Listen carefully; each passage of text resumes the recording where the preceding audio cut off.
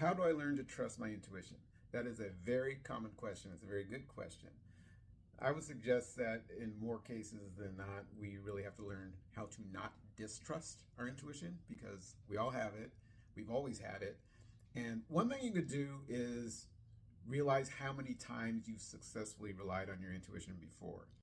Um, Sometimes we remember when we don't, and we don't give ourselves credit for when we do.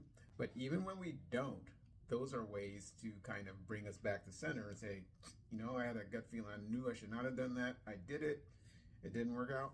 That's your intuition at work because you can see the difference between when you follow that gut feeling and when you don't. One thing I do in terms of kind of reviewing the record is I keep track of things. I'm a former English teacher, so I'm always telling people to write.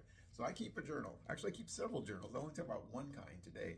I keep track of things, synchronicities, times when I may get like an inkling of something. I write it down, and then when it shows up, I go back and I kind of keep track of that. So reviewing the record is a really good way to, in your own life, recognize how on point your intuition is already. Think about those times when it was spot on.